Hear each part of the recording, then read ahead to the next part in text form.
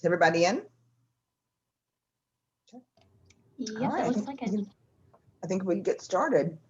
Good morning and good afternoon or good evening. My name is Teresa Brewington and welcome to our 20th session for, we've actually changed the title a little bit for the new year, Overcoming the Storm, Special Biweekly Training for Native School Communities in the COVID-19 Pandemic. This is session 20, and today we are going to be talking again about K-12 telehealth and COVID. Again, I know that we've shown a webinar similar to this, but we actually wanted one of our users to come and talk to everyone about the platform itself, about telehealth and how it's working in their native communities. So that is what today's objective and purpose is. Again, if you have any questions while the speaker is going through, just put it in the chat or raise your hand. Myself and Julia, my coworker, will stop and ask him a question. Just a couple of house cleaning rules. And let me go back. Did I introduce myself? I think I did. If I haven't, I'm Teresa Brewington from the MHTTC K-12 School Mental Health Program. I'm here in Iowa. It's -10 degrees right now today. It is snowing again. I'm getting a little tired of it, a little missing my home back in North Carolina, but at least my hair is doing okay. So that's a great thing. Today we have Bo Borsay, and I'm hoping that I'm pronouncing that correctly, Bo. If I didn't, Julia, apologize for me. And Julia is going to introduce me in just a minute. Just a few house cleaning rules. We are recording the session. If we haven't already hit record, if you could do that now, Julia. Okay. Also, we are we have a vast group here today, so be mindful of that. Be respectful of everybody. Again, like I said, if you have any questions, feel free to raise your hand. We want to hear your input. Just if you want to talk, feel free to talk. You don't have to put it in the chat. Just open up your mic and start speaking and asking questions. Would anybody like to open up with a blessing, a song, a prayer, words of wisdom, anything at all today before we begin?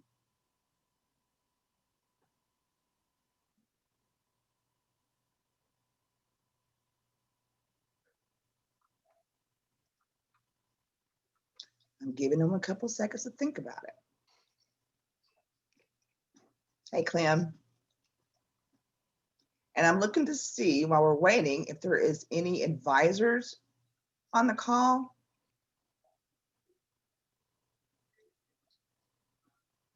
And I don't see anybody. Okay. All right, so if nobody wants to open us up, I guess we'll go ahead and get started. I'm going to let Julia introduce Bo, and then Bo, it's yours. I hope you guys enjoy this presentation today. Thanks, Teresa. Yeah, and just a quick reminder, because we are a SAMHSA affiliated association, the content of the webinar is the creation of the presenter and not necessarily an opinion expressed directly by SAMHSA, HHS, or the American Indian and Alaskan MHTTC. Just a disclaimer that we always put out there. So our presenter today is Bo. He is currently the director of the behavioral health at Nebraska Urban Indian Health Coalition. He's been with the coalition for over 9 years. Bo is a licensed mental health practitioner and a licensed drug and alcohol counselor with the state of Nebraska. He serves on the Nebraska Joint State Advisory Committee for Mental Health and Substance Abuse, as well as filling the position of president of Great Plains Behavioral Health Directors Association. Bo has participated in the MHTTC telehealth program and continues to use telehealth in order to deliver his services in Nebraska. So Bo, thank you for being here today. Thank you all for joining, and I'll go ahead and let you share your screen and get started. Thank you for the introduction, Julia and Teresa. I'm honored to be here today. I think she kind of explained my role well enough. I was asked to come and present today on telehealth and kind of how we got started and just kind of the basis of telehealth. So as you can see on my screen, telehealth, the benefits and challenges in tribal and rural communities. Now, if I can get my computer to work. Next slide. Okay. COVID-19 and the rise of telemedicine. You know, for all of us over the past year, COVID has changed the way we do business. It's changed us. People have lost their lives, loved ones were isolated, and all of the things that you see in the news. And I don't want to beat that into the ground because we're well aware. But I want to share a few facts with you. The COVID-19 virus has brought about many changes to our world. In response to COVID-19, the Center for Medicaid and Medicare Services has permitted patients to be seen through video conferencing in their homes without having to travel to qualifying originating sites for Medicare telehealth encounters. You know, I think a lot of people forget that prior to all this, you had to have special approval to do those types of things. It wasn't as readily available, and people didn't know what it was. And furthermore, the Drug Enforcement Administration approved an exception that allows prescriptions for controlled substances through telemedicine without a prior in-person evaluation. As you guys know, with the constraints now with controlled substances, it was hard enough to get those prescribed, and now you can do it from your own home, whether on your smartphone, your computer, or whatever else. I've got to ask a question about, is that nationwide? Yes, that was Yeah. part of the state of emergency for the pandemic. That was changed. Now, going back to, you know, my line of work and where I come from, the disproportionate impact of COVID-19. Disparities in access to healthcare, Wi-Fi services, comorbidities, and even clean running water have led to a disproportionate number of COVID-19 cases among Native American populations. We've seen, you know, all tribes across the United States, but very specifically the Navajo Nation down south. I mean, there's been articles and articles about their struggles and what was happening to them down there. So to ease the burden on healthcare facilities in any outbreak areas, clients with non-emergent conditions are being urged to take advantage of newly expanded telehealth options. But the digital divide in Native communities means that this option too is less accessible to them. And whether you know or not, a lot of our tribal communities are in very isolated areas in terms of whether it's cell service, internet, access roads. You know, that is one of the biggest barriers that people face, or we face, in working with our clientele, because here at Nebraska Urban Indian, we're an urban program, but we service people from all over the United States.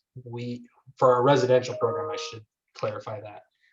But for our outpatient programming, we will service anybody we need to within the confines of our state or where we have licensed privilege. But we're really trying to work in some of these remote locations.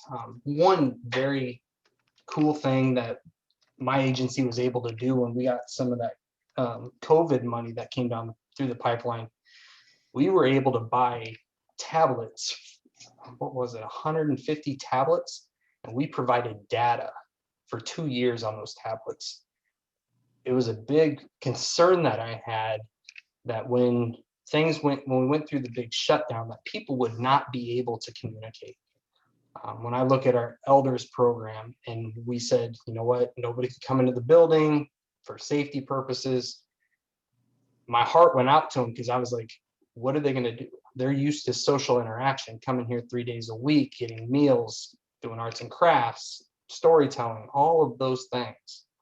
And without access, what was going to happen to them? So I give a lot of credit to our CEO, Dr. Donna Polk.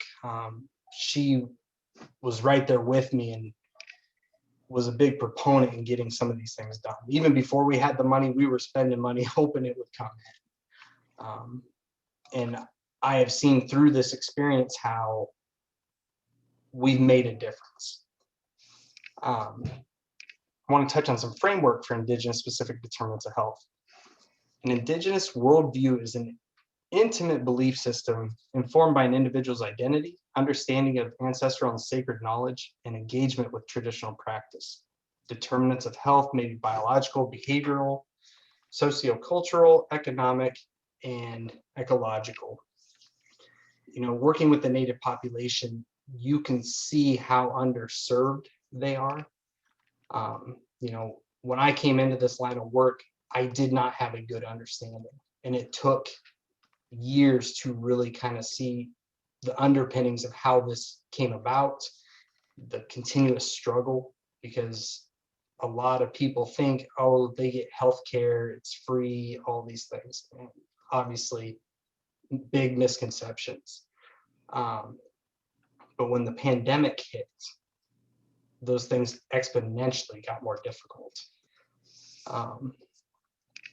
My next slide here. So in talking about that and these struggles that we've had, it's odd, and I don't know if most people know, Indian Health Service has always been a front runner in non-face-to-face communication. They've been doing this for years, and I'm probably decades. The problem is it doesn't filter down through the system quick enough, and it's not enforced. And I'll get into that more later. But oftentimes when I'm talking about telehealth with people who don't have a lot of experience with it, they're like, how can I have a relationship with a therapist or a pastor or a case manager when I'm not there in person? They won't care. I have a little quote here. Telehealth: people meet and fall in love on the internet. Why would a therapeutic relationship not also be possible? Now, some of us kind of chuckle at that because some of us are still old school and dating online sounds a little weird. Thankfully, I'm young enough, I understand it, but I'm old enough, I'm glad I didn't have to go through all that. But as you can see, some of the additional terms that I've listed there, and when they're dated: online counseling, back in 2005, internet-based therapy, 2011. You know, you can see that this has been talked about and been utilized by some. It's just a lot of us were slow to the game. And that's why I say, as detrimental as COVID has been, it's exponentially helped us grow and fast forward and fast track some of these changes that needed to happen. So non-FTF mental health. Documented rapid access to mental health specialists through primary care ensures a wider population is reached. You don't, and I'll be honest, I didn't know how vast our reach could be prior to this. I was really focused on tribal communities, the Omaha metro area, and I thought, okay, I'm covering the home base, I'm reaching out in small pieces, and I'm making a difference. COVID comes, and I never realized how broad our net could be in terms of who we could help and how often and how fast. And there's a lot of resistance at times with that, but I always push people. You've got to think, how much more can we do? How efficient are we? And I found that we weren't very efficient when we were doing face-to-face things. When I can have somebody sitting in an office, whether at home or not, it's amazing how much quicker people can get in. One thing I was going to mention here in a minute, but I'll say it now, is about 5 years ago, I was working with an organization and we were talking about open access, because I think every organization wants to be like that, but it's hard to change. When COVID hit and I was introduced to some of these great folks and we were able to do a training on telehealth and find a platform, open access happened overnight. Because as the world shut down and I had therapists sitting at home, they had nothing else to do. We were able to make all of our documents electronic. We were able to sign documents in the moment with a client via smartphone, computer, using their mouse, using their finger, and boom, paperwork went twice as fast. And people were being seen the day that they called, and sometimes within minutes. And that's the luxury we had because of telehealth that we never had before. So to continue on, patients are less likely to end up in emergency situations because of how prompt telecare can be. And that's exactly what I was just explaining, is it's instantaneous. we transfer calls quick in a building, but we don't transfer patients quick. Telehealth has allowed that to happen. You don't have people sitting in a waiting room waiting for a session to be over. People are sitting at home saying, I need help, and we're there. Providers may allocate more time to work with high acuity clients. When you can do things outside of the walls that typically constrain us, and you can meet people where they're at, we have clients that we worry about at times confidentiality, but we've set up protocols for our clients to follow that, hey, if you need to have a session, here's our expectations. You're in a room or you're in a parking lot, but somewhere where you are by yourself so we can keep that confidentiality going. But clients weren't able to do that before. If somebody's having a panic attack in the Walmart parking lot, they weren't going to drive down to Nebraska Urban Indian, downtown Omaha, to come address that issue. But now they call, hey, is my therapist available, or is there a therapist available? And we're able to sync up and talk people through a crisis situation, maybe just a little emotional regulation, and off we go. E-consults can be helpful in getting a patient to their ideal setting quicker. Working with case managers in different locations. I, for one, miss face-to-face stuff, but I'm so much more proud of how much more work we're accomplishing and how much faster we're doing it with our clients. And it's interesting because I used to set up meetings, have people come to the building and try to coordinate all that. Now I just set out a meeting invite, people who can hop on, and we're done in 30 minutes, and we've solved an issue. Where before, you're allowing travel time, phone calls, then heading back, we just weren't efficient.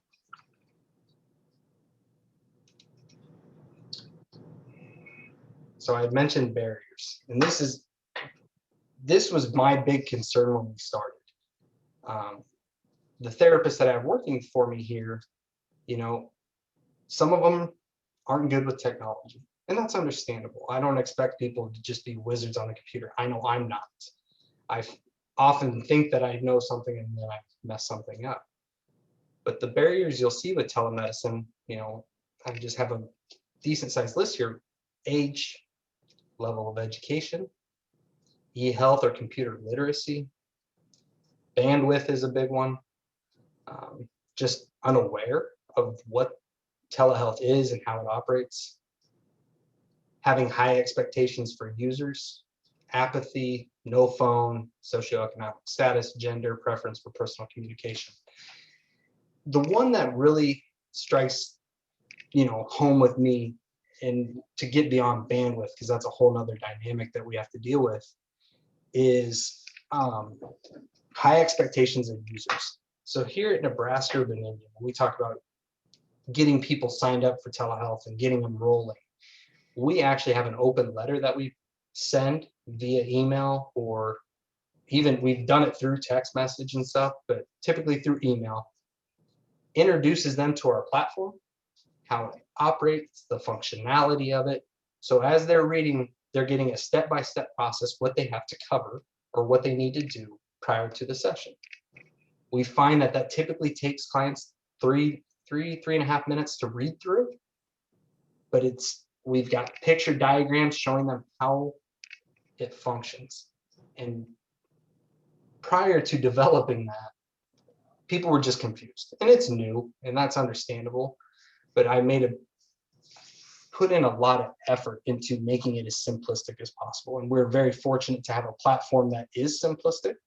It's easy for people to understand, because a lot of you probably have experience with Zoom and the meeting ID and the passwords. For people who don't have experience with that, it becomes very difficult and daunting and discouraging. Because when people get discouraged, if they're in a crisis type situation or they're under stress, they're very quick to just say, I give up. And I wanted to avoid that as much as I possibly could.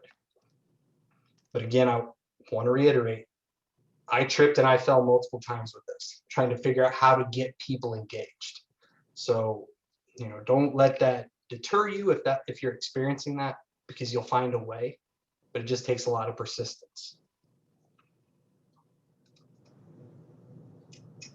Barriers for staff: technically challenged staff, resistance to change, licensing, perception of impersonal care, information overload. I don't know about any of you in the audience, but nowadays, I think I'm forgetting things, but my boss consistently reminds me you're getting information overload because everything is at our fingertips, whether it's the news, politics, education, learning something, talking with clients. We're accessible all the time.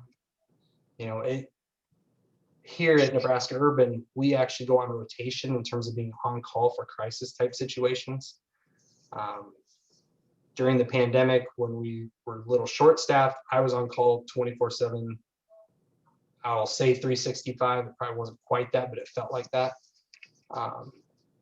We have to be mindful of ourselves, what our limitations are, because we are easily accessible. And when you're sending emails, having boundaries with clients and with your staff, and just understanding like, hey, we're off the clock now, for those of you who can be.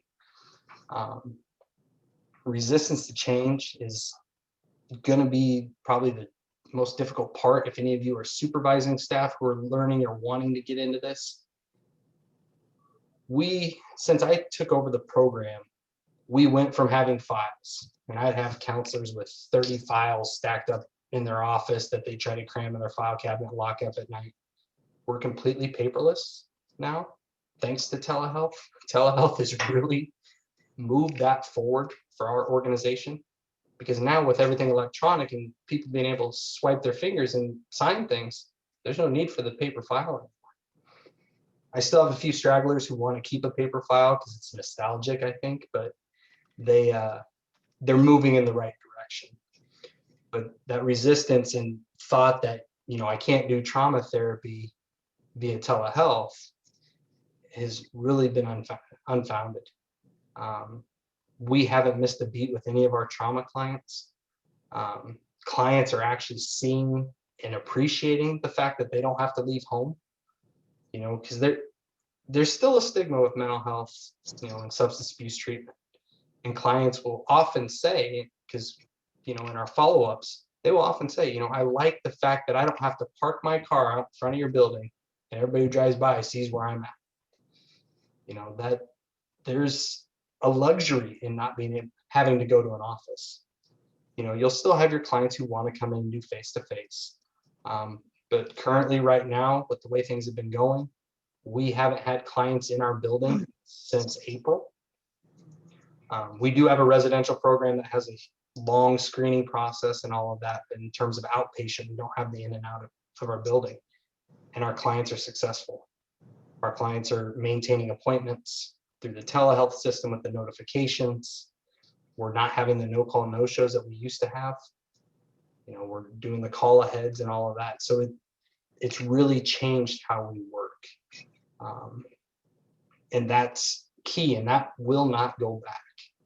I'm sure at some point we will bring clients back in the office, but currently I don't see telehealth ever slowing down. Those who like it and enjoy it will continue to do it.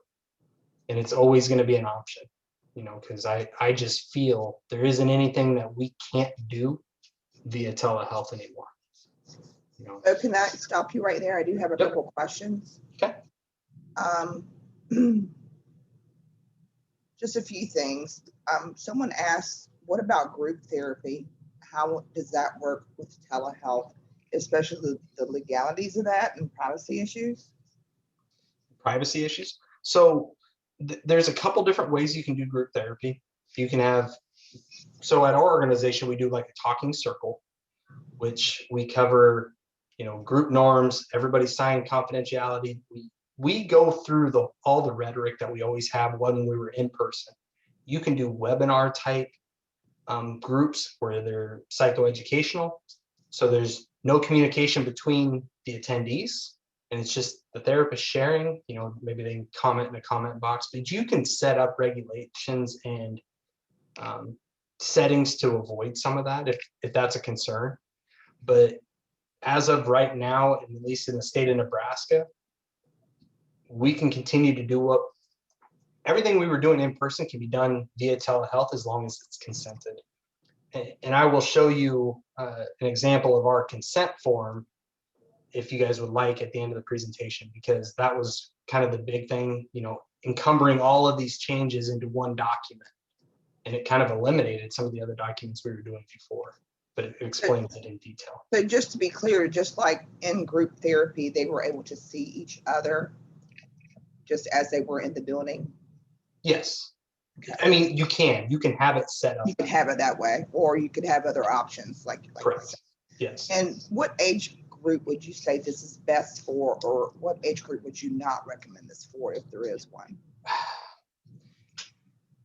And I know that you said age was one of the factors as far as, maybe understanding telehealth or maybe not working for telehealth. Are you talking about the elderly? Yes, that is more of an age appropriateness in terms of how they can utilize the system, because young kids nowadays, you don't have to teach them much of anything. They probably know more than you before this started. But in terms of appropriateness, I think that really depends on what kind of groups you're talking about running, what kind of interaction you want. But we have a youth program that uses telehealth multiple times a week. For adults, that hasn't changed a lot. So I guess I probably could have been a little more clear on that. I am not the person, or I'm not the professional or expert in, youth, children, 0 to 7. I don't know how that would work. But in terms of young adults, teens, there's no situations that I'm aware of as of right now. I have a couple of questions for you too, Bo. Okay. What about initial screenings? Are they being used now with telehealth? Yes. So most people would know, like in substance abuse, you have to have an assessment done. So with telehealth, they're required to be on screen the whole time. And we go through the screening process with them. We fill out all the screening tools. For Nebraska, it's an ASI, Addiction Severity Index, that we fill out with them. And it's really no different than in person. Now, my therapists sometimes have to do a little more pen work, because it's not the client filling it out, but they're going question for question, just answering them, going down the line. The only difference is it's just not a warm body in front of you. Now, we've had suspicions. I'll give you an example, that somebody was drinking while they were in the assessment process via telehealth. And at that time we have safety protocols that we've already put in place. They're aware through the consent that they cannot be under the influence, and if we suspect that, we can suspend the session at that time. And we've done that. I mean, it's happened, and it's to be expected. But I tell people it's no different than when they were coming here in person. We ran into the same problems. Now, we can't ask them to do a UA like we did before, but we're still providing the same service, and I believe getting the same outcomes. I have not seen anything in our outcome reporting that would suggest otherwise. What are your participants saying? Are you getting good reviews from the ones that are using this? I would say we have probably, and again, I don't have my outcomes in front of me, but since we've incorporated telehealth, everything's been favorable. The only time that we get any sort of negative feedback is if there's connectivity issues, and that can be due to location. That's why we try to prime them. We have people that will go to Panera Bread and sit in the parking lot and have a coffee to make sure that they have the Wi-Fi connection that they need. We try to help them navigate those areas and get the things that they need. But like I mentioned earlier, for our outpatient clients, if we know connectivity is going to be an issue, we purchased a lot of those tablets with 2 years worth of data on them. I think we put 5 gigs a month, which can be burned through relatively quickly if you're surfing the internet and watching YouTube and movies and such. But we've given them the key to continuing therapy and not dropping off if they're using it appropriately. Any other questions? Okay. Benefits for Native communities. Number one on the list, cost reductions. Some people have questioned me in the past, how is that a reduced cost? Because you got to buy pay for a subscription to a platform, you got to have a webcam. Like I tell people, what else? You can get a $20 webcam on Amazon all day long. You pay your subscription for the platform. Some people get rid of their electronic health records if they're just an outpatient program. So you don't have that cost. You don't have the cost of a building if you don't necessarily want to. I think when we were looking at how much money we saved when we were shut down for a period of time, it was hundreds of thousands of dollars. When you're not having to heat a building, having electricity running through the offices all the time, we are having people do it from home. When you can see more people in a day, you're getting more, your revenue is increasing. If you have a missed appointment, somebody calls and say, hey, can I get in? You're able to do that. Expanded access to services, including behavioral health and other chronic disease specialists. We're seeing people now, and not just in behavioral health, but cardiology, dermatology, rheumatology, all of these places, endocrinology, all of these clinics are doing telemedicine, and they're able to see people and assess them just over a webcam. I have to ask you another question, Bo. Go ahead. Has the way you've assessed people changed since you are now seeing them over the internet? I would say a little, because now when I'm doing therapy with somebody, I'm probably asking them to tell me what they're experiencing a little bit more. Oftentimes we read a lot of body language, and some of that can be lost via telehealth, but I've found that I have better rapport at times with my clients because I have to ask so many more questions initially. I have a good understanding of what's going on with them. Where before I may have assumed certain things. I see somebody limping and I'm like, oh, it's got an injury. So I probably spend a little more time having them tell me what is going on. But it all falls in the same realm of being in person. I truly believe that. So I don't think that assessment piece has changed that drastically. But I will say, and I mentioned this later, training for telehealth is its own thing. It's completely different. How you interact with the camera, how you position yourself, how you sit, how you talk, what you're looking for is a little different. And I encourage people to consistently stay up to beat on that. As much as we do continuing education, I think we need to continue working and developing through telehealth. Because like I said, this isn't going anywhere. I firmly believe that. This is going to be. And you work in a Native community, correct? I work in Omaha, Nebraska, so it's an urban community. Okay. So it's a little different than like a reservation or a tribal type community. But you work with tribal clients, Native clients, excuse me. Yep. Yeah. We've had clients from all 50 states come through our residential program since we've been incorporated. So. And how did you get buy-in from them? Because I know as Natives, we are hard to change. And I could see the reluctance, for some Natives not wanting to do via telehealth, or even maybe feeling it's a privacy issue because you're now looking into my home. Mm-hmm. So how did you get buy-in from the community? Like I said before with COVID, it really changed the game in terms of that, because I think when people started isolating even more than they ever have before, just having that connection and having somebody reach out and say, I care and I'm here to listen, helped. Now, I'm not going to say that that was the cure-all for everybody, but there's been very, very little resistance. When I was taking tablets to our elders in the Omaha community, they didn't know how to use a tablet. Most of them were saying, oh, my grandson will love this. No, that's not what we necessarily want it for. We want to stay in contact with you. So we would hold classes. and show them how it operated, how to get onto Zoom, how to play bingo on it, you know, everything that they could want to do. We were showing them, and we were doing it in person, social distancing, you know, doing all that stuff. But I think a lot of it is when you don't know, you don't know. So we were doing a lot of teaching. And I can't stress that enough. As much as we're counselors or therapists, we're teachers.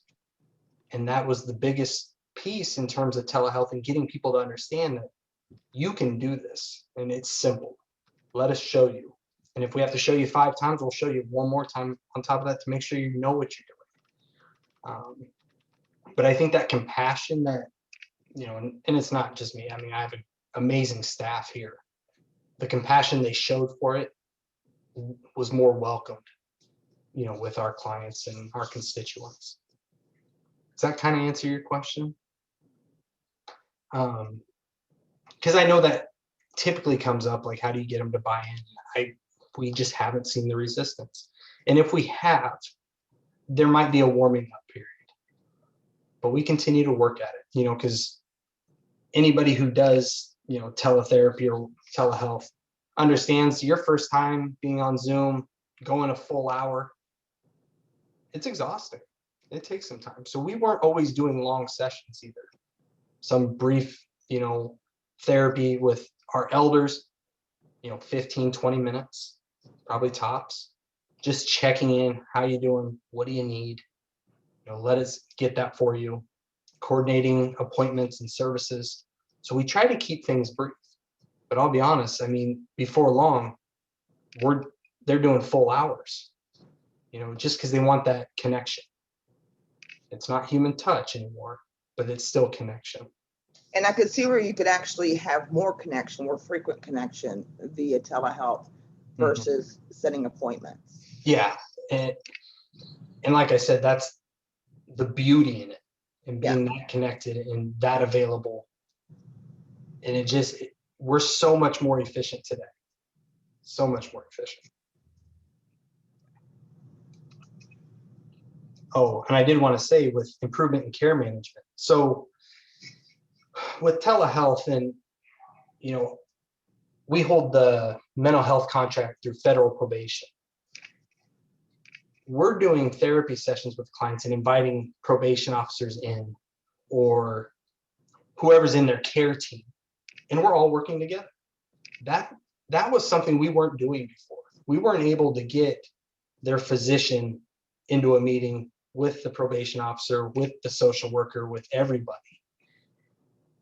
We've seen a drastic change in terms of people are on federal probation and their success rates and not being sent back to prison. I really can't think of one client we've had that we were able to do that kind of case management with that hasn't been successful yet.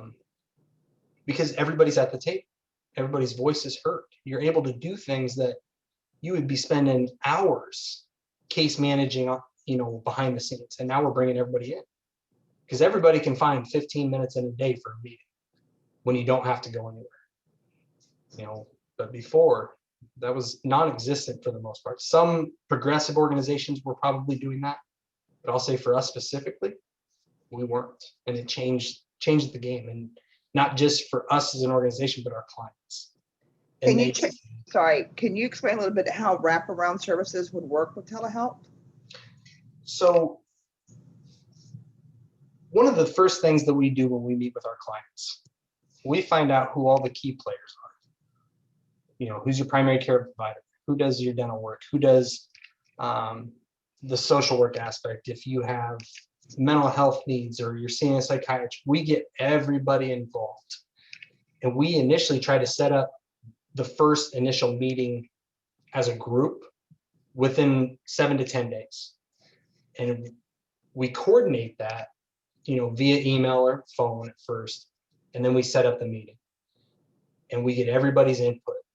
Even like now with my clinical team, you know, we're able to bring in, if we have referrals coming, we're getting the referral person on telehealth, and we're meeting and asking questions.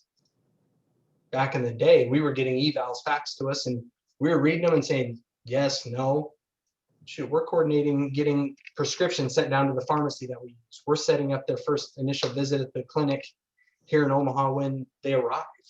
We're coordinating testing, for COVID.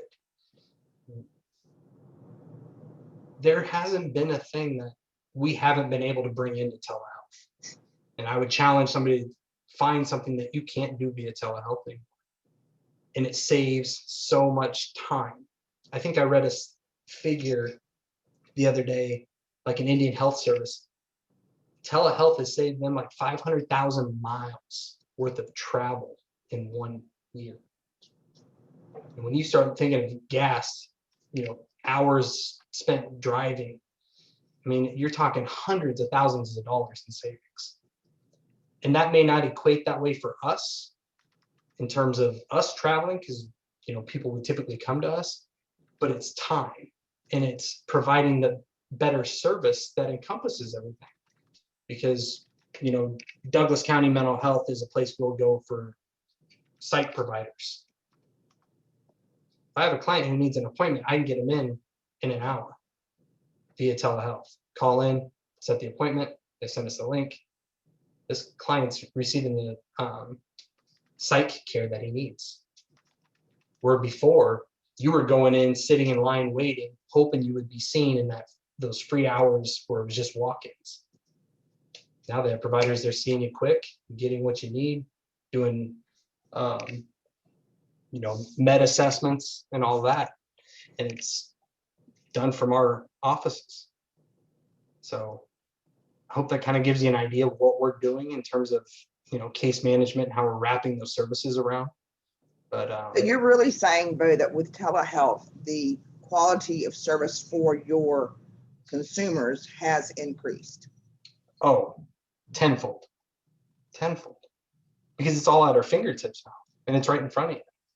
Where before to coordinate, just putting it simply, say you need to go see your primary care provider to do your physical, but then all of a sudden you got a bad knee. So now you got to coordinate care to go to someplace else. How much time are you going to spend driving to those places, talking to those places, when now you can do a telemedicine visit right in front of you? And it's funny because a lot of like UNMC, they're one of the leaders in the country. I can call them and whatever it is I need to see, whatever specialist it is I need to have a client seen by, they'll do an initial visit right over, telehealth. And they will provide whatever it is that we need. Obviously, if you're going to need an x-ray, you're going to have to go in, but they can do an initial assessment and determine what it is you're going to need. You're not going in for that first appointment. They're saying, oh, okay, yep, we'll schedule you out in 2 weeks. You're getting that appointment while you're sitting at home and then turning around and going to that visit and getting the thing you need done. And it's just changed the game for us because we're not limited. Access is not the issue anymore for us. And that's where I think telehealth has just been a drastic change, because access before was such a battle, and now it's at your fingertips if you want to use it. Bonita, I'm not exactly sure your question. If you want to speak up, please do so. I know that he did talk about who were the major stakeholders involved in the initial evaluation, if that was your question. Yes, that was my question. I'm sorry. Oh, no, you're fine. Speak up. And you want to explain that just again real quick, Bo, if that's okay? What was that? I couldn't quite hear the question. Who were the major stakeholders involved in the initial evaluation via telehealth? Are you talking about initial evaluation in terms of doing assessments, or are you talking? Yeah, I think she means the team is the way I'm taking it. And Bonita, if I'm wrong, please correct me. Basically, establishing the first major step was to get your stakeholders, right? To get them to buy in. Yeah. So. And who were those stakeholders? Good question. So. Tough question to answer. I have been very fortunate since I've been at Nebraska Urban Indian Dr. Polk has been the CEO, and from day one, her and I hit it off. We are both the type of people, when we see something that can improve what we do, we're pretty relentless. And I probably get on a lot of people's nerves because I will not stop bugging you until I get what I need. So when COVID came, I will never forget this. It was early January, and she was saying, "This is coming." And I looked at her and I was kind of like, "What are we gonna do?" So we were both sitting in her office and we were kind of researching some things. And she goes, "This telehealth thing," she goes, "I've been telling you guys for years," and she had, but there was always resistance from staff. Well, once I was put into a position where I could make some drastic changes, kind of push the envelope a little bit, it was super quick. And I'm going to share that in kind of the process of how this all came through. But really, it was two motivated people who got it going. Our board, who oversees our organization, they're very supportive of whatever we want to do and really kind of tell us at whatever cost it takes. Now we have a CFO who really kind of dictates how much money we can spend, but we have a lot of backing. I'll tell you, the resistance always comes from other staff. Things, and everybody knows this, in the world, it starts at the top and trickles its way down. Well, when COVID hit, it forced the floodgates open. We had to make drastic changes, and in a hurry. And that's why I said COVID's been a blessing in disguise. I hate saying that, but it's true. It changed how we do business, and it's for the betterment of our clients. Yeah, I agree with that. And I agree we still have a long way to go, like for making sure that every area in the U.S. has broadband and internet access. Mm-hmm. But I'll agree with you, Bo, that it absolutely was a wake-up call. Something we were not prepared for, and we should have been. Oh, yeah. I mean, unfortunately, we're very reactive in everything in this country, it seems. But I had a couple staff that were like, "I don't know if I want to do this." I said, "Well, you're going to have to find a job where you don't have to do this." And I don't like being blunt like that, but that was the truth. And I meant it 100%, because I said, I know what change is hard. We expect our clients to change every day. But oftentimes your clinicians and the people doing the work are just as stubborn. And I'm guilty of that too. I'm not oblivious to that. But when COVID came and it forced our hand, we were on top of it. I mean, we were doing telehealth by the end of March. I believe right at the end of March is when we got the platform and we started rolling. We were doing training as we're doing the work. That's a little backwards. You probably want to be trained before you do the work, but we just had too many people we needed to see. And when the state of Nebraska shut down, I did not want to leave those people hanging. So Thank that you. answer the question? Okay. Yes, thank you. Okay. Sorry, I kind of got on a little bit of a tangent, but go on with the multicultural considerations for telehealth. Online communication opportunities may allow clients to express themselves in ways that don't necessarily fit with their cultural norms, as the internet offers unparalleled intercultural opportunity and contact. I think we all know that. The internet has changed the game for all of us. I've heard a lot of people talking like with native culture, younger generations aren't getting it, and they're not getting the cultural teachings that they want. So we provide here in Nebraska Urban, we provide that. We have a cultural liaison who works for us. He's very knowledgeable with the Omaha tribe, and he's Lakota Sioux. So we practice that, and we're able to do a lot of it via telehealth. I mean, arts and crafts, we're sending supply kits supply kits out to a lot of the youth, and we're doing it over Zoom, and they're learning how to do different things. But it's the wave of the future. I mean, I'm just as guilty. I got a phone right here. I mean, these kids use these things every day, so it's how it's going to be. I think we see more youth doing telehealth over their phone than a computer, but that's what they're comfortable with. So we work with that. Although it's true that all clients using computerized interviewing and counseling services are inserting themselves into modern online culture, this can't and shouldn't serve as an excuse to ignore diverse cultural perspectives. You have to meet your client where they're at, and you have to respect how they want to, run their therapy. I've got a lot of different therapists who have a lot of different techniques that do certain things with certain clients because that's what they want to see. And I just think that's important. And I'm often asked how I learned so much about the cultures. And the one thing I said, I listen. And if I don't know, I ask questions. But I'm forever going to be a student in this, working here. I'm forever a student. And I don't ever want to sound like the expert when it comes to that stuff.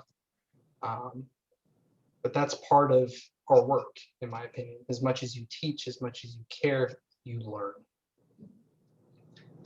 Continually embracing cultural humility and remembering and refocusing on cultural awareness, cultural knowledge, specific skills for working with cultural issues form a central component of interviewer competence.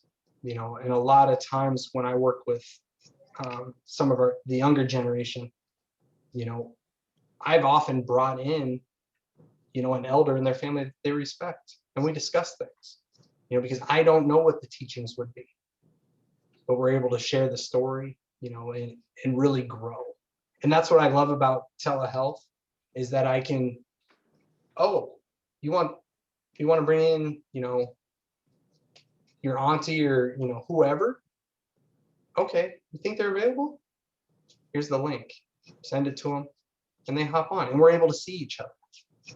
It takes away kind of the phone conferencing anymore, which I enjoy. I didn't really like phone conferencing anyway, but in telehealth, now we're seeing each other. And we're able to bring people in at a moment's notice. So I know I'm going to be running short on time here, but yeah, and there are some questions too. So we have until 3:30, but I want to make sure you go through the highlights, and then I do want to make sure that we clarify a couple questions that we have. Okay.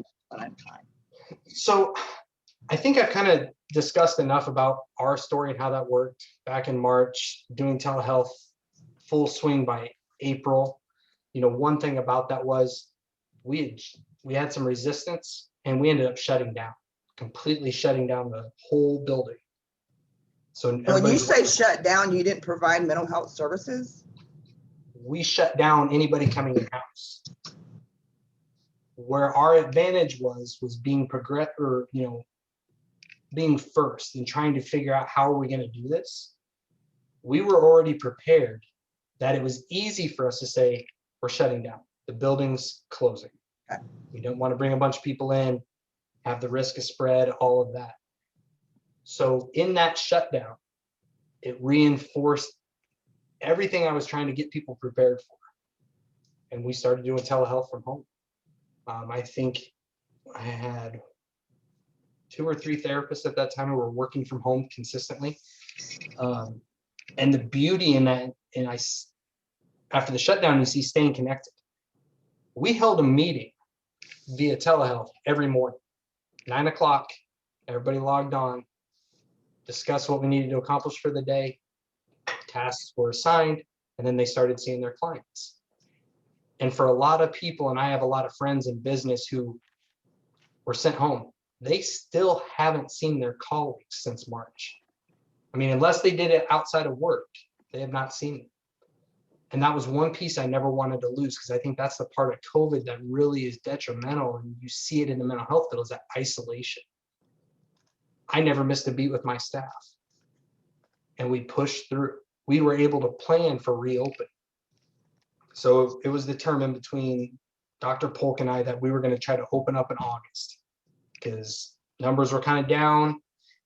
And my big pitch to her was, we're either going to learn how to do this or we're not. And there was a huge demand for residential treatment and everything else. So I was able to coordinate with my team. We were prepared. We had, I don't know how many meetings. It would probably be scary to figure that out and how long they were, but we were able to prepare and open up a building. We came in the last week of July, prepped everything, and never missed a beat. It's like we were closed for the weekend.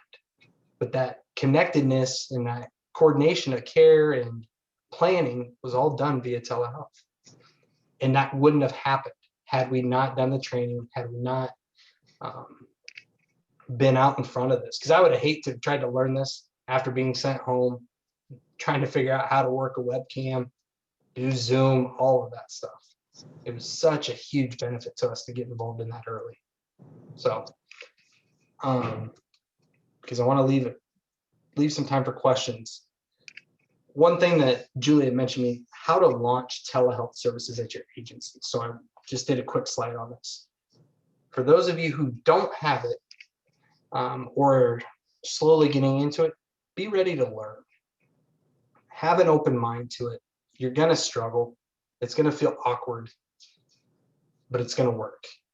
It's staying the course with it. Make sure you review state and federal regulations.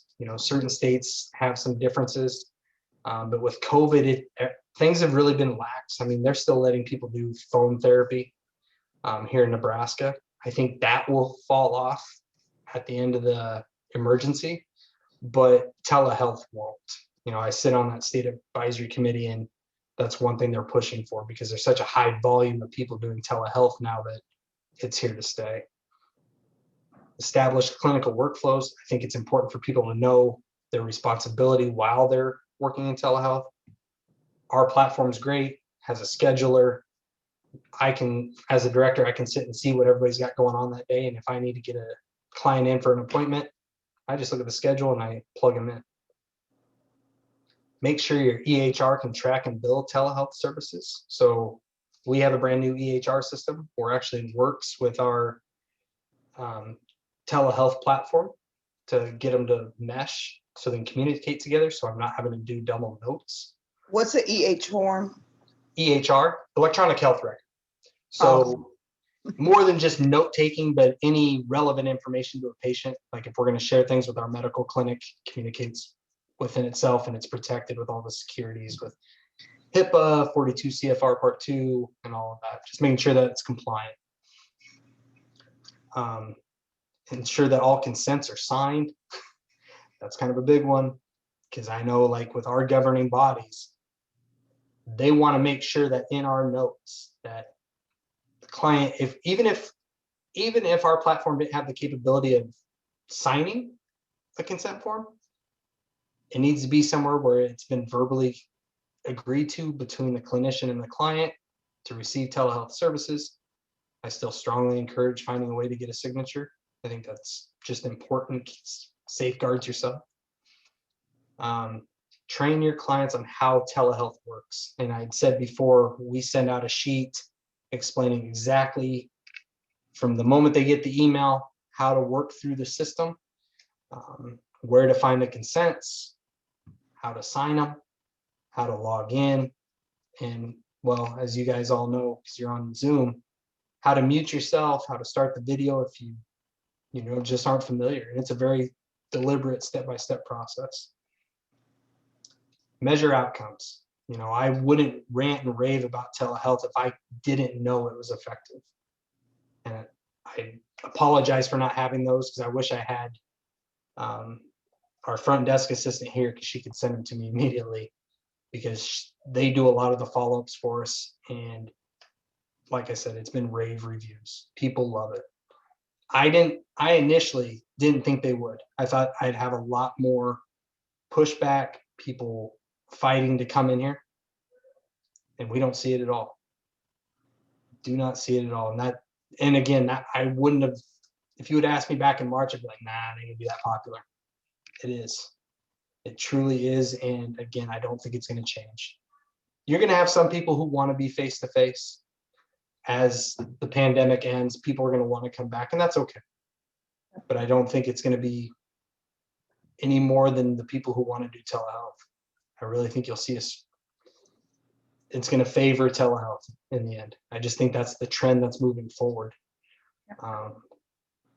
So I could definitely see it being a mix. Mhm. Absolutely. And I'll give you an example. My mother, she has appointments and she had to have a lot of appointments after appointments, and they were an hour away from where she lived. And she was going to driving an hour 3 days a week an hour back and forth on a very busy highway, and she's an elderly. And I found out it was unnecessary. It was the 1 day or the 2 day for the actual test. But then when it comes back to the test results or doctor's consultants or medication that they need to give her, it could all be done right there with the telehealth services. Mm-hmm. So I actually saved her going from maybe 3 days a week to 1 day a week. Mm-hmm.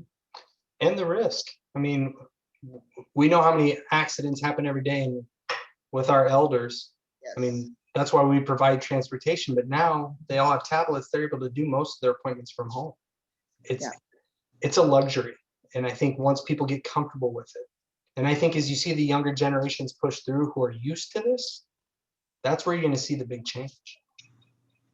Some of us, still have our preferences, but I think as the younger generations come through, because shoot, my 3-year-old knows how to run a tablet better than I do. He's got new games on it every day. I'm only going to be nervous when he figures out telehealth, and then he's going to want to buzz me all day long. But the last thing I want to say with that was just continue to train. Stay up on your practice, and the more you do, the better you get. Because I'll be honest, I was nervous at first, and now it's just regular to me. And I prefer it.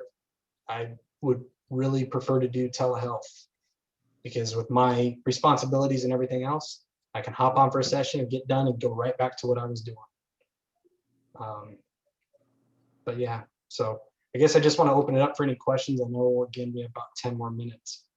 So if anybody has any questions, please fire away.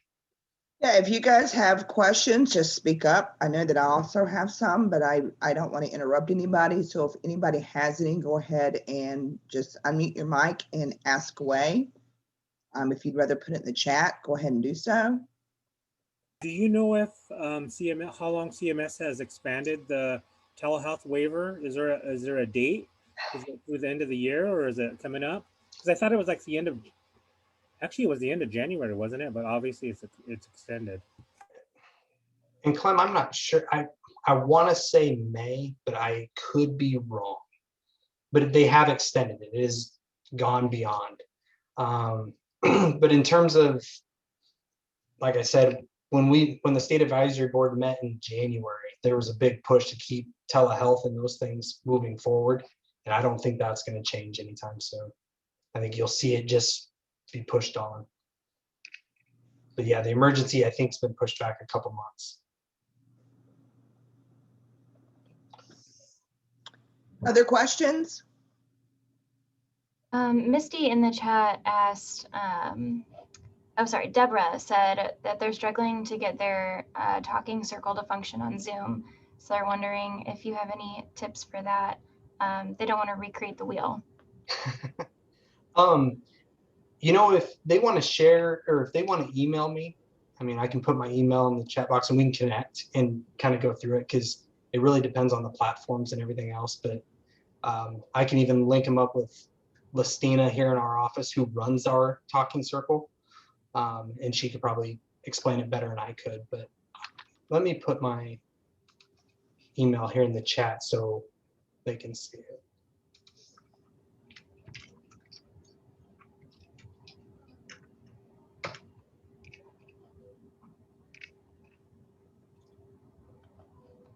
Mentioned a cultural liaison bowl. Is that from your office, or is that a person from the state?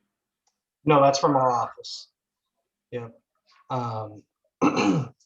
That is Steve Tamayo. He's our cultural liaison. He does a lot of groups for us, and he's very active in the community. But he's kind of our go-to guy for the tribes that we serve primarily. So can you give me an idea about how many tribes you serve in this? It's throughout the state of Nebraska, right? Well, since we have a contract with Indian Health Service, we serve tribes from all 50 states. Our primary focus area, and I say that loosely, is North and South Dakota, Nebraska, and Iowa. It's considered the Great Plains. Okay. So any of the tribes in there. So like a lot of Sioux tribes, but then you can go over the Meskwaki in Iowa. we have the Omaha tribe, Winnebago here in Nebraska with Santee. So yeah, I mean, it's kind of a mixed bag. The moment I say this is our main focus, I get people from all over coming in. What other questions do we have? I have a few. Hope I have a few answers. Okay.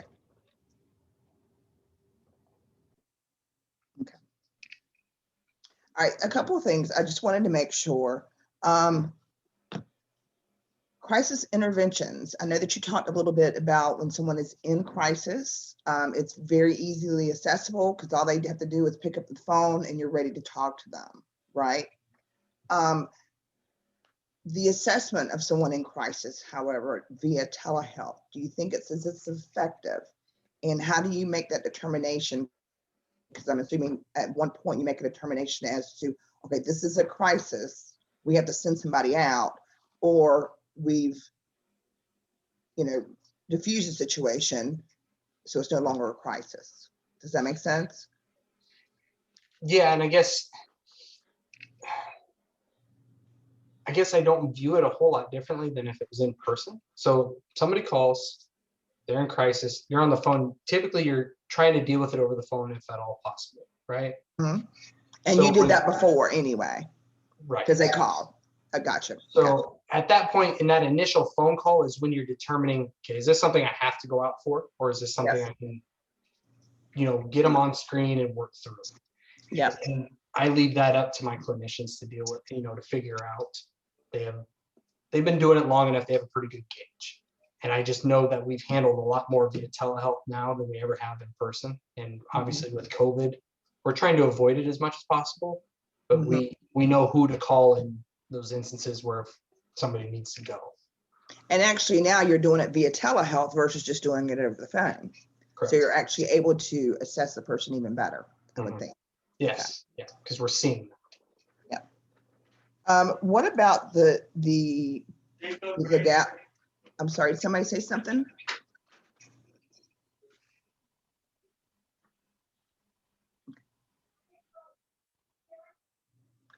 What about the legalities, the paperwork, the permission forms and all of that? Is there a lot to it or is it fairly simple?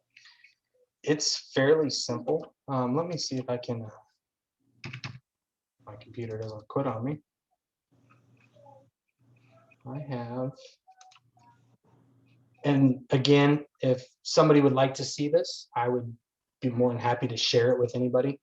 But it's something we put together. And when we went through our telehealth training, the instructor that we had gave us an example and we adopted it and have used it for ourselves. But let me share my screen real quick. Okay, so you'll see in here an informed consent for telebehavioral health services. We break down what telebehavioral health is, the limitations, what to do in case of technology failure, structuring cost of sessions, and that's obviously up to the organization. Communication. And is this a document that you did internally? Yes. Okay. Yep. We talk about social media because one thing about doing things via telehealth with people using computers, they'll use whatever access points you have. And we very clearly define what that is to us and how we want to communicate and make sure that's agreeable with the client. We talk about electronic transfer, public health information, cancellation policies, because some of these things are a lot different when you're doing it via telehealth. It's not in person. Emergency management plan. If you're working with somebody in a domestic violence situation, if the house isn't safe or they feel threatened because you're doing therapy and they don't want you to talk, we have signals that we can use. Every therapist kind of defines their own with their client, but if something happens and it goes dark or the signal's given, we understand that it's not a safe time to do therapy. We can make those adjustments. Having the address where the services will be held. If you have an agreed upon place. consents or consent for treatment. And we say in here, consent to use the following forms of communication via technology. So some therapists, if they have a work phone, are okay with their clients texting the work phone to set the appointment, saying, hey, can we meet today? I'm available, and they'll communicate that way. But again, that's all got to be figured out in the beginning. And that's discussed in our opening email. There's documents attached to it. Because we want to be very clear. It's a new way of thinking and a new way of operating, and it requires a few extra things to discuss. But yeah, this basically encompasses all the consent information that we needed to cover. I relieved, I think, 3 other documents and have them all encompassed in one, since it's telehealth. Yeah, this is George, and I'm so grateful for all the hard work you guys put into this, Bo. But that, even though what he was showing was a Word document, it's basically turned into a digital form that allows you to sign it when you're actually in the telehealth platform. So you're kind of filling it out and everybody's seeing it as it gets filled out, and then everybody's in agreement, and then it's signed and that. But getting all those forms and consents, and a lot of the resources, there's some telehealth regional resource centers and lots of places to find help with, some boilerplates for forms and those kind of things. But they did a real good job of consolidating about 4 consents into one form. There was a little bit of everything in it, but it's effective for them. So So is that not a form that they developed within their agency then? That's what I heard both say. Or is I think he showed you a Word version of a document that they deploy in the platform that's electronically signable and can stay in there. Basically, what happened was when they first got started, we took every form that they used face-to-face that they sent us, and then we converted it to digital and then put it in their platform. And now they're able to create their own and don't need us anymore. They can kind of create their own forms as needs change. Yeah, because go ahead. I was just gonna say, because before this, we were all paper and basically took everything, turned it over to the platform. They converted everything for us. This was just something that was shared with us by the person who did the training for us, and we created it ourselves. And then, as George said, they made it a document in the platform. So this is just my copy that I keep in case I have to make changes. I have a digital copy on my computer. We kind of basically digitalized everything that was used face-to-face so that they still had access to it and being able to get signatures while they're in the platform. Whatever the form was, it kind of got replicated. So I wanted to actually introduce George, who's talking, but he came on a little bit before I was able to introduce him, because he is our consultant that leads this project. Julia, do you have the, you do, can you pull that up?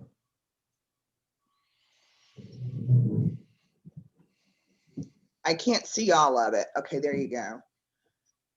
This is what our telehealth initiative is. And I want to be very clear. It's telemedicine.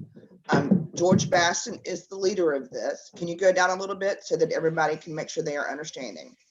So we are offering intensive training for behavioral health counselors. George is offering, counselors, nurses, school personnel, really any Native community or any natives anyone working with Native children and youth or adults or behavioral health. The platforms are HIPAA compliant. As part of the training program, you can utilize the platform. So let me say that again. As part of the training program that is going to be provided to you, you can use the platform, and that'll be for an entire year. George, do you want to elaborate on that a little bit?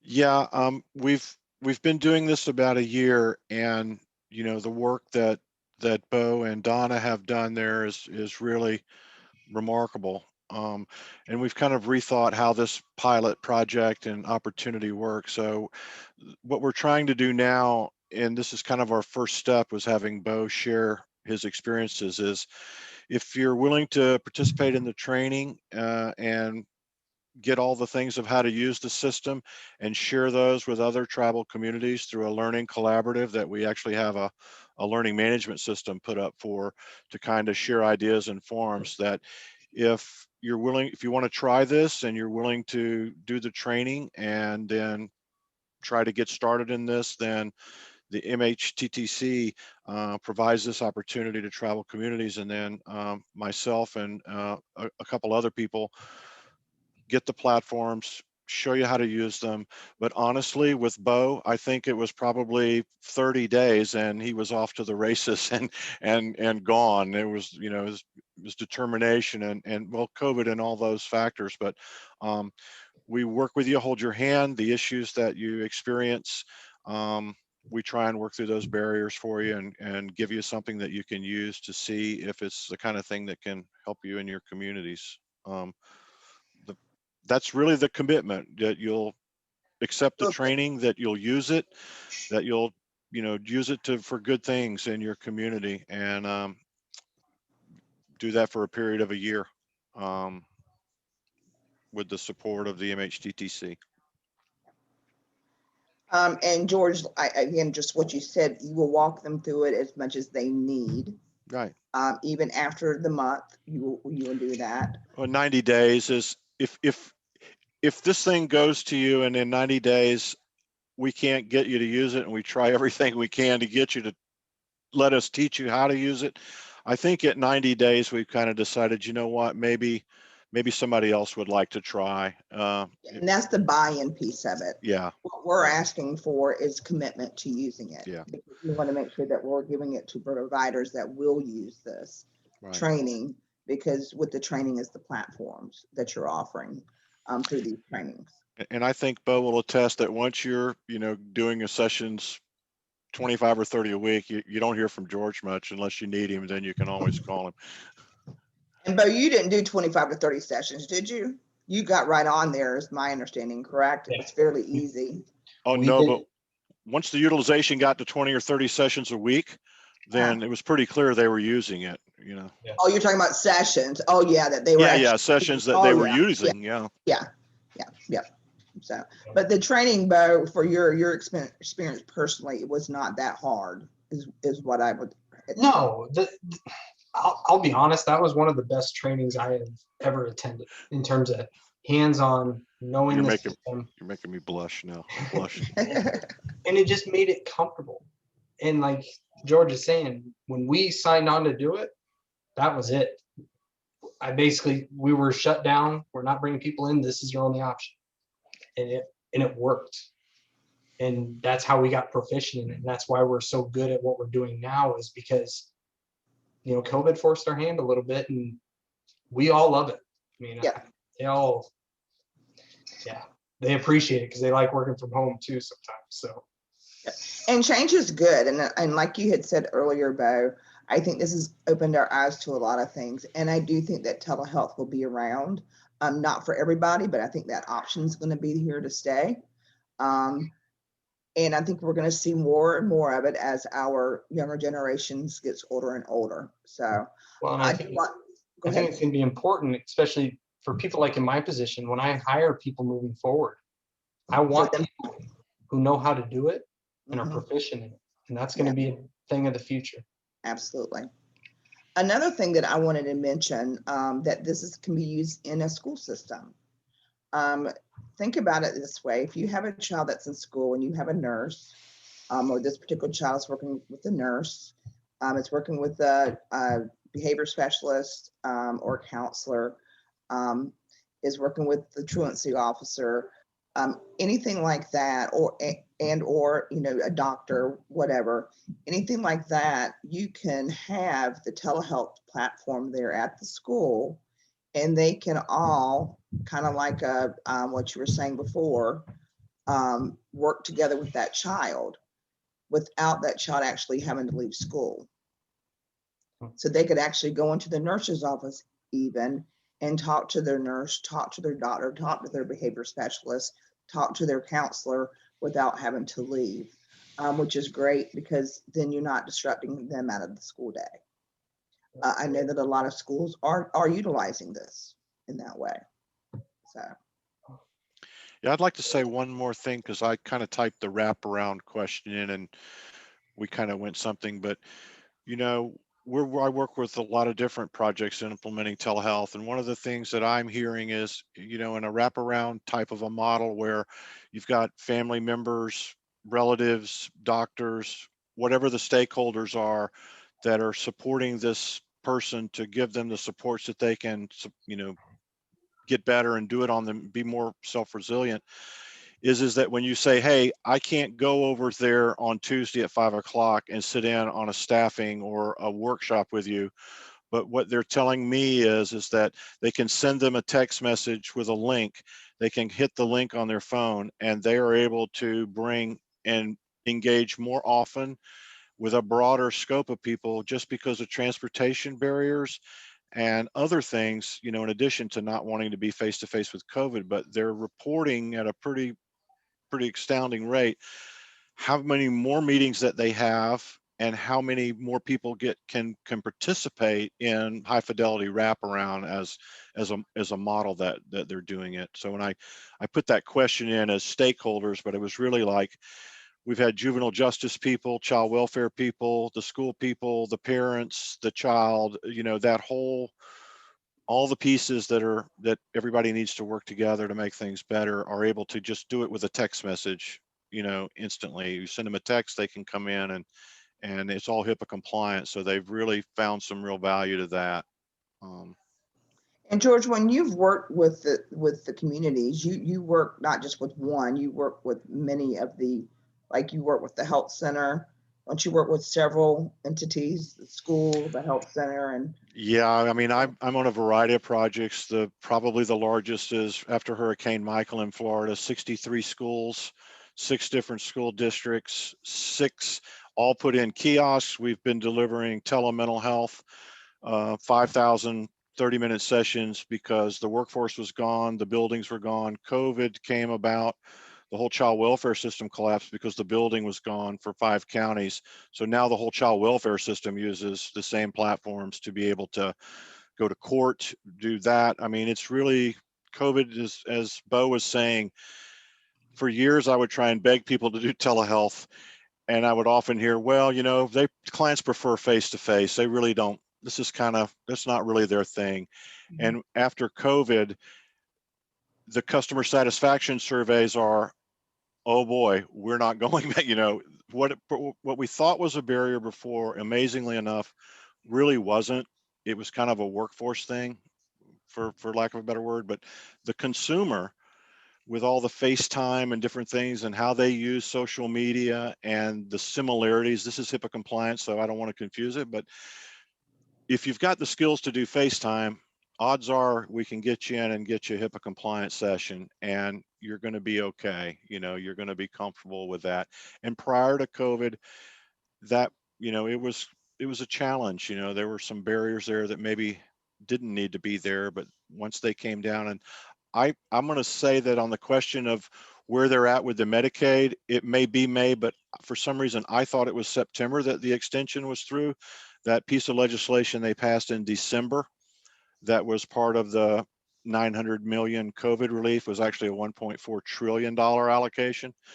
And in that bill in mid-December, there were some stipulations to continue some of the telehealth waivers kind of a thing, and Medicaid, Medicare, and some of those things. So I'm not 100% sure, but I think it's, and there are probably 20 pieces of legislation in Congress now that are going to make those changes permanent.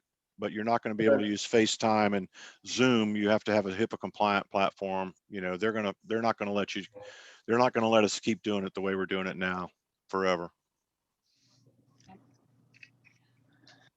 all right, any other questions?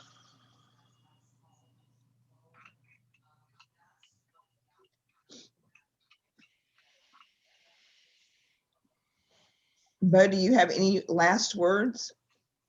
No, thank you for listening. I hope everybody got something out of this. And again, I appreciate you guys for inviting me. And George, I appreciate all your help with all of this because it's changed our organization completely. You are known in some circles that I visit as the innovation champion. Yeah, I think the biggest thing is the change piece for people. It seems just so big, but it's really not. And just like what Bo was saying, our younger generation is already doing this, and Match.com's been around since what, 20, not that I would know, but guessing 20 years. Yeah. So, but we really appreciate you. I think you did a great presentation in explaining it in layman's terms. And also, I just want to make sure for the end user, all you need to have is a phone, correct? A cell phone. Smartphone. Smartphone. Yeah. Right. Yeah. Yeah. If you can get a couple bars, it'll work with a couple bars. A few bars. Yeah. So, all right. Any last words, anybody? We have a few more minutes. If you are interested in this project, my email is out there. It is Teresa. That's wrong. That's on that form. So let me send that out. I'm glad I noticed that. It's not a dot, it's a dash.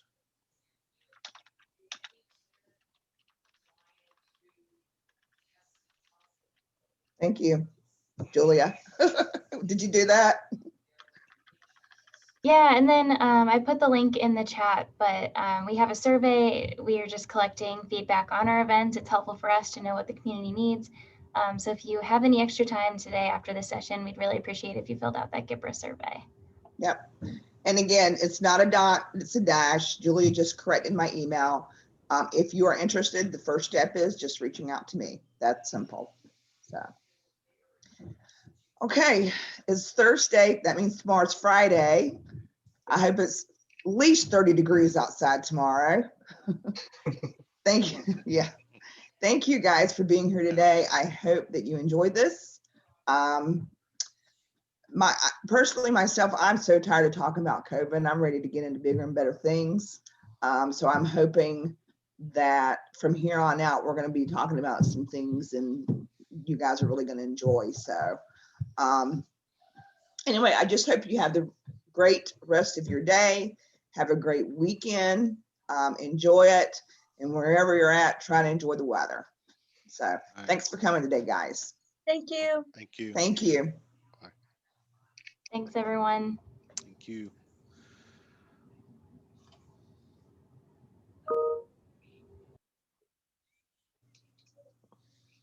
Thank you again, Bear. I appreciate that.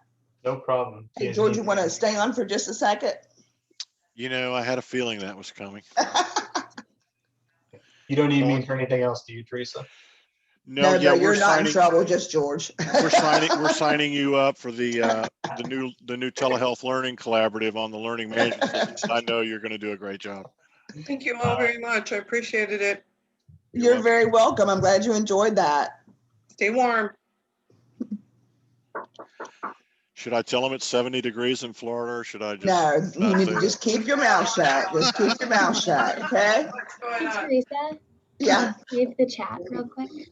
Can I what? Read the chat? Save the chat. Can I what? I'm sorry, I couldn't hear you. Save the chat box. Save the chat box? Yeah, so if you go in there, there's where you type on the right-hand corner, 3 little dots. I'm on a meeting. Okay. It should say save chat when you click on it. You know that I'm older than you. It says, ask to unmute, mute, allow participants, play sound, enable waiting room, and lock meeting. So which one is it? And you're on the chat Hold on, box. Yep, I'm on the chat box. Okay.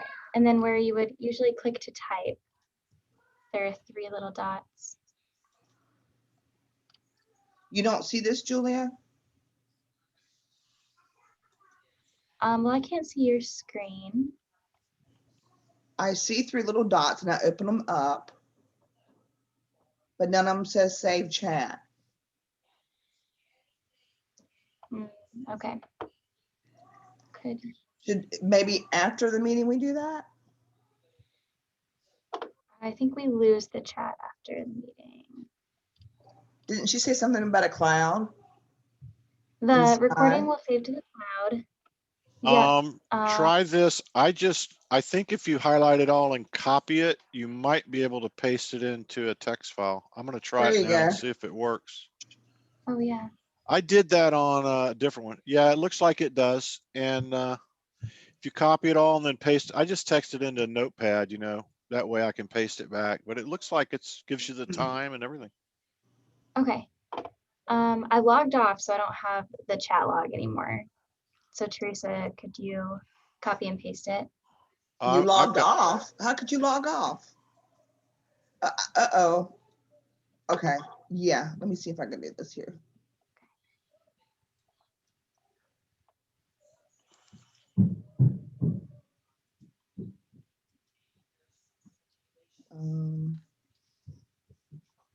Uh-oh. I'm going to try and send it. I think I got it. I can't. I'll see if you can, before I get out of there, I'll,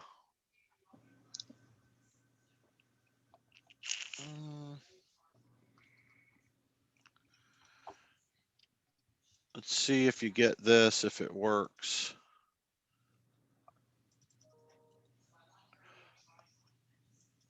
Julia, see if you got a email from me with a attachment. See how that looks. Is everybody still online? I think we haven't I even am. closed it, guys. Yeah. George, you're good. I've got to get on the call with your wife in a few minutes anyway, so. Well, good luck with that. Hey, Julia, did you get the text file? I haven't gotten that email yet. If you didn't, I don't think it's the end of the world if we weren't able to I get think it. it's going to come. I've already sent it. I will forward it to Teresa too. Okay, yeah, that sounds good. Thank you, George. Yeah. I mean, it looked good on my screen. It was just a text file. Oh, Yeah. yep, there it is. Thank you so much. You're welcome. So you're all She's done with nicer than me. me, isn't she? No, I mean, I thought it went well. I mean, you know, I can Yeah, talk no, to them. I was saying Julia is nicer than me, isn't she? Yeah, I know, but I was going to go down a rabbit hole, which you never let me go down. But it was so much better having it come from him Yeah. than it was from me, I thought. Yeah. Yep. All right, I'm gonna go, guys, so I can grab Adios. me Yep. something to eat before my next meeting. Good So luck have a with that. great Thursday. Yes. Yes. All righty. Good. All right, Bye. we'll see each other soon. Thank Bye, you. guys. Bye-bye. Bye.